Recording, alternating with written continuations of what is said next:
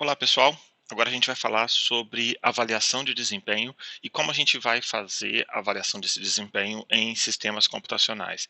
Nós estamos bem interessados aqui em avaliar esses sistemas que nós analisamos nas últimas aulas, em especial os processadores superescalares e os próprios computadores com eles.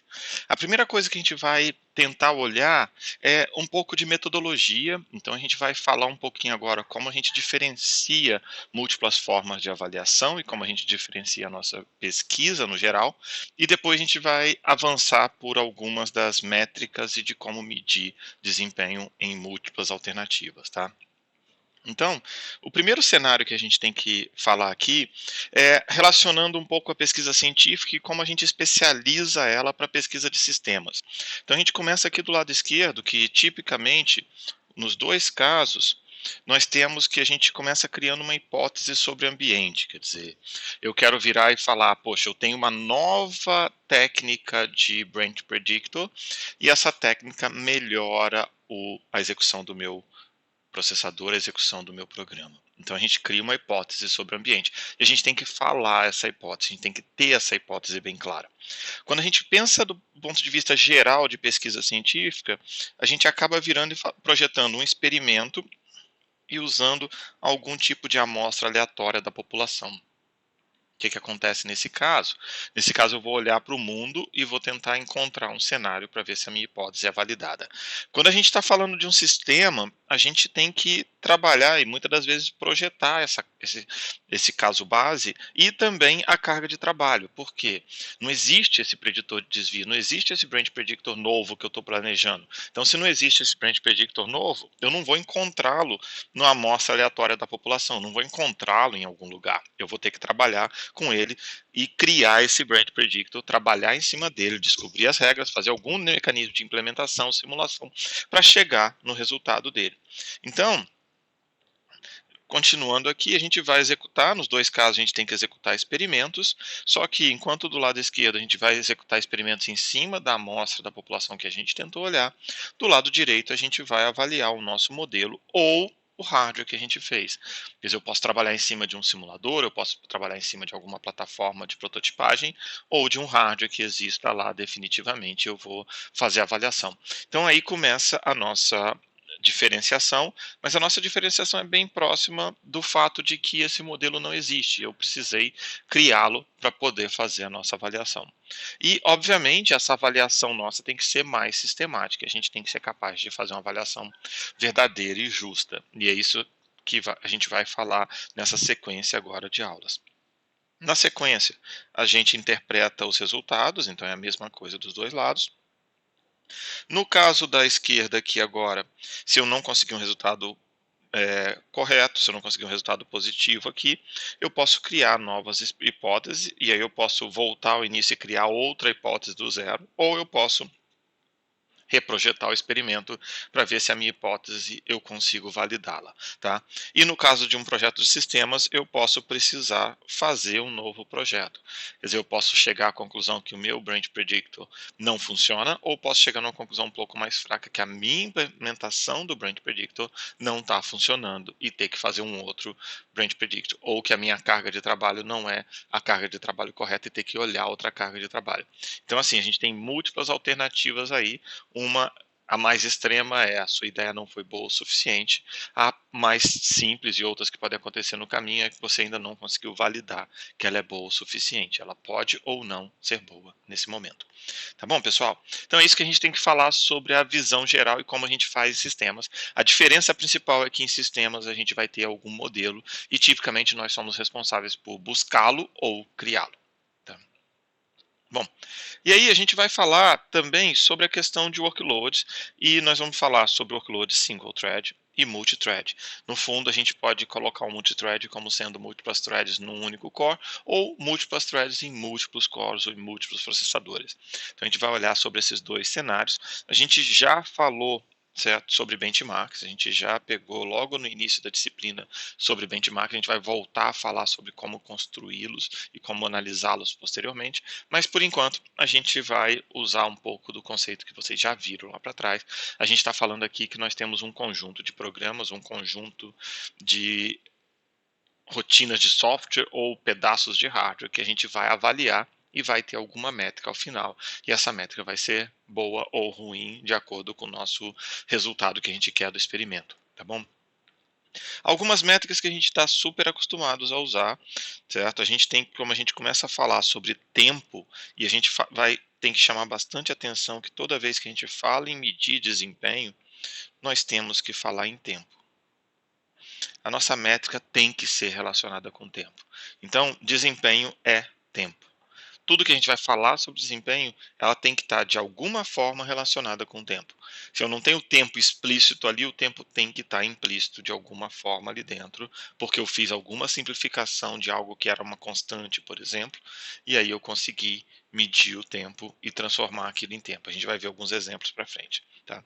Quando a gente vai medir o tempo, é muito comum dividir o tempo em 3 pedaços. User time, quer dizer, o tempo de usuário, é o tempo que meu processo gastou, quer dizer, a CPU gastou rodando o meu processo. E esse tempo aí é tipicamente o tempo que a gente deseja em single thread. Então, em single thread, é isso que a gente quer fazer. Eu quero pegar quanto tempo a CPU gastou rodando o meu programa. E como eu tenho uma única thread, eu vou analisar esta única thread. Tá? Então, esse é o caso mais comum.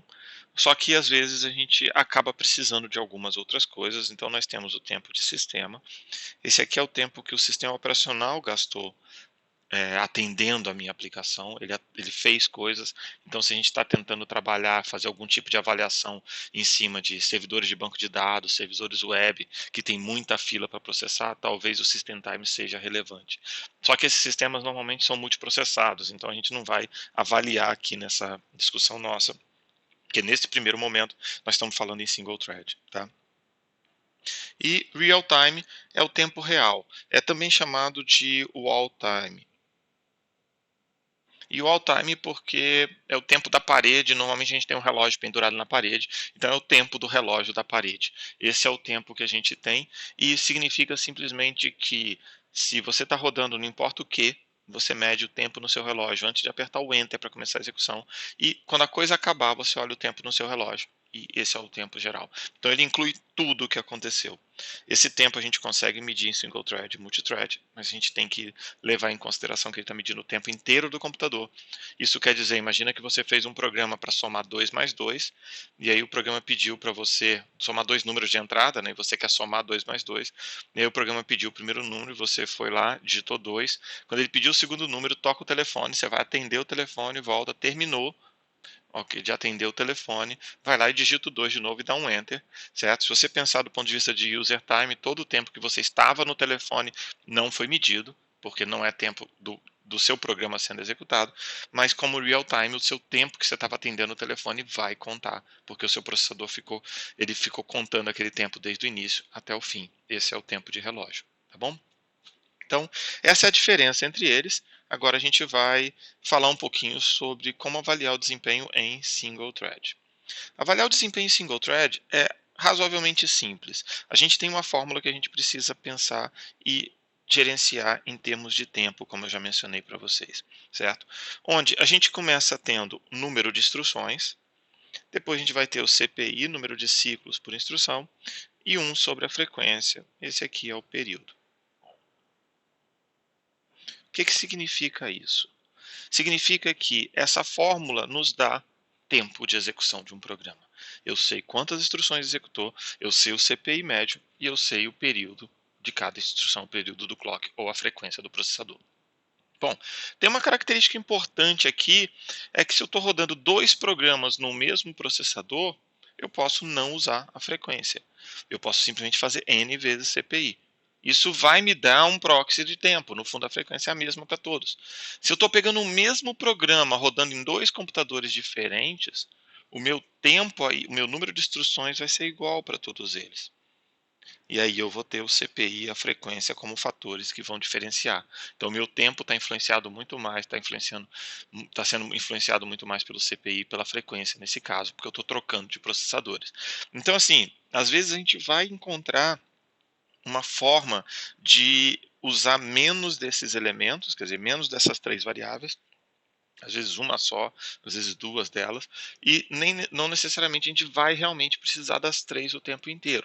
Mas a gente sempre tem que levar em consideração e sempre tem que ter claro na nossa cabeça que eu posso não estar usando todas as métricas, mas eu não estou usando todas as métricas porque alguma delas é equivalente em todo o meu ambiente de execução. Eu estou rodando esse programa aqui no meu notebook, a frequência dele é igual para todos eles. Eu estou rodando o mesmo programa em dois computadores diferentes, então o número de instruções pode ser igual.